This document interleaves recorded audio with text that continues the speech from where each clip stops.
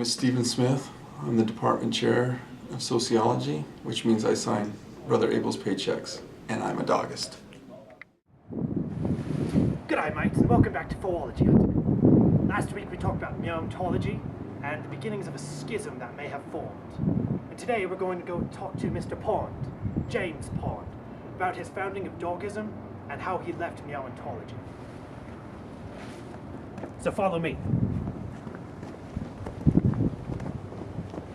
Not many people know this, but the crocodile is ginormous. Its jaws can go up to 2,000 pounds, but who cares about that? Come on, let's go see Mr. Pond. Oi, g'day Mr. Pond, how's it going? I'm here to ask you questions about Dogism, why you left neontology, and why you founded it. Come on, let's go. So anyway, then I was just walking along Snake River with my other 8 cats, and I fell hooking up there. into the water. Yeah.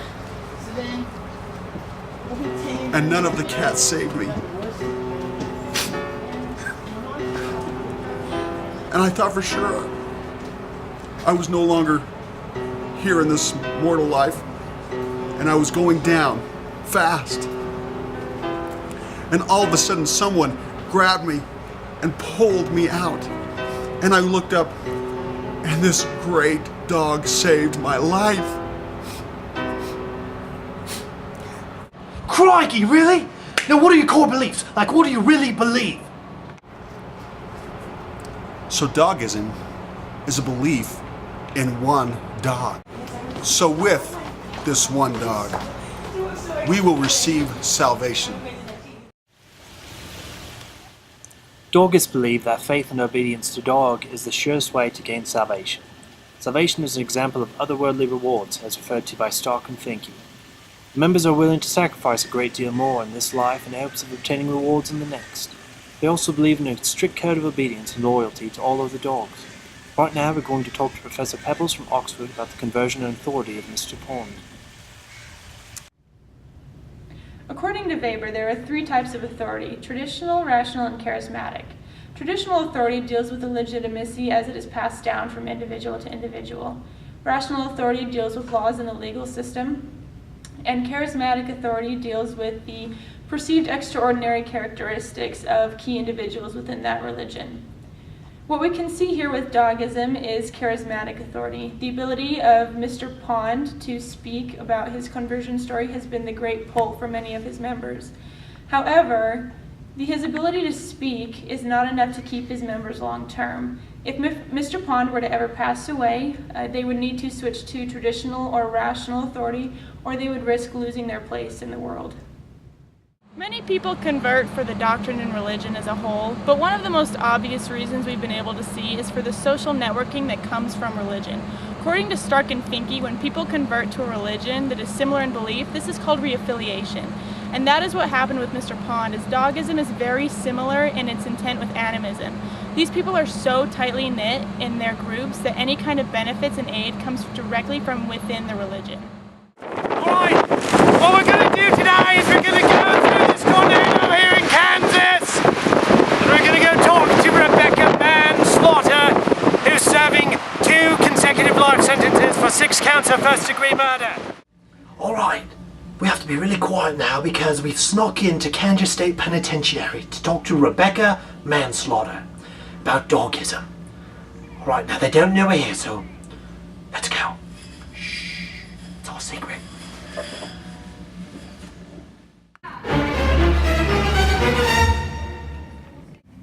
I was first introduced to dogism through my stepniece's brother's cellmate of 34 years. Later, when I was thrown in prison myself for 6 counts of murder, I was taught the basic principles by my cellmate, Rebecca, and she allowed me to join her gang, the Pups. And it was through that gang where I learned true brotherhood, friendship, and loyalty. And because of my time in prison and my time with the Pups, it has really taught me true happiness. And I realized that no one ever taught me so much as my childhood puppy, Bubbles. This knowledge and self-realization is what motivated me to join dogism and is the reason I'm still here.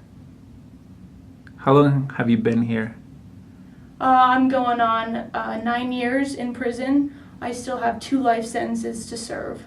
How you feel about that? Pretty good. Pretty good. Oi, welcome back as we explore Dogism. Join me as we go to the Alps to talk to Victor Rodrigo Hernandez Martinez Cabrera Ruiz Martinez III. Let's go. It's a secret path up the Alps. What we can see here being demonstrated is the practice of conversion through social capital. Stark and Feenke would suggest that the conversion is rarely done on a level of religiosity, but predominantly has to deal with the social capital and the amount of networking the members utilize in that congregation. Alright, now what we're going to do is we're going to try and sneak up and watch the dogologists in the natural environment. Alright, we have to be really quiet. Come on!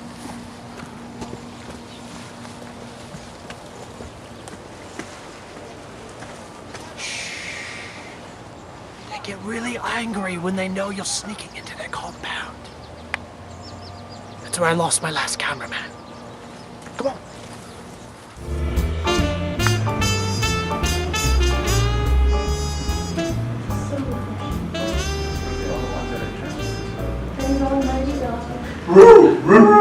So once a week we get together and we do this for 6 hours. We do that with our dog. It's really quite a great experience. The feeling is just fantastic. We're all just so one with one another, and we have just such a great experience. I can't explain it, but the feeling is just so strong with everybody, and it's really an amazing experience to be here and to be able to participate in this every week for 6 hours. Join me as we go and talk to high school food slinger Shaniqua Bonquiqui to talk to her about Dogism. Alright, let's go.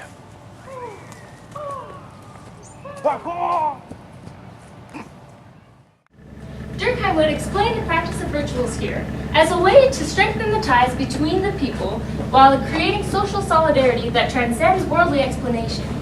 These members gather together to participate in rituals, and then they are able to feel the spirit exuded by one another, which helps them obtain enlightenment from dogs. Durkheim refers to this principle as collective effervescence. Andy, yes! Dogism is the best. We get so many good things out of this.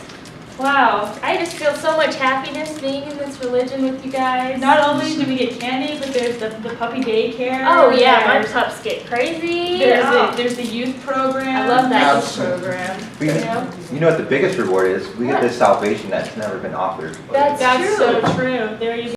Hey Mike. Hey! Oh Mitch, hello. Welcome to the new house. Yeah, I love our new place. This is great. I love living here. Yeah.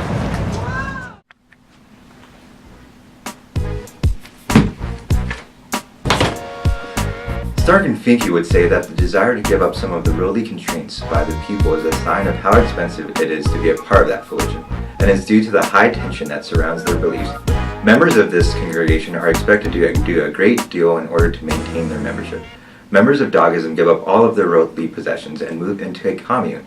Their property is then sold and used to fund their daily costs. Their willingness to give up their worldly possessions leads to a much bigger commitment from the people. Here are the keys to my house and my car. I really appreciate the opportunity that you've given me, James, to give up my possessions and live in this commune with you guys. Thank you so much for coming. Yeah, appreciate it. Welcome! The process of otherworldly rewards, as defined by Stark and Feenke as those that can only be obtained posthumously, can be seen in the level of commitment exhibited here from the people. Dogists are willing to give much more for their religion, and this primarily has to do with the rewards that are to follow. Dogists believe that because all dogs go to heaven, they will be ensured salvation. Because of this promise, as well as the social institutions that are given to the congregation, the people are willing to commit much more to their religion. Stark and Feenke state that otherworldly rewards are the most potent religious resource. Hi, I'm Carrie, and I'm the Department Secretary for the Sociology and Social Work, and I am a dogist. It's the African flaming wasp. They're a bugger when they get you. Well, anyways, that's another story. I'm Eve Chauvin. Join me again next week on Fauxligion as we talk about heroism, its rise, the free riding, the betrayal within, and the eventual fall. I'm Eve Show. Join me next time.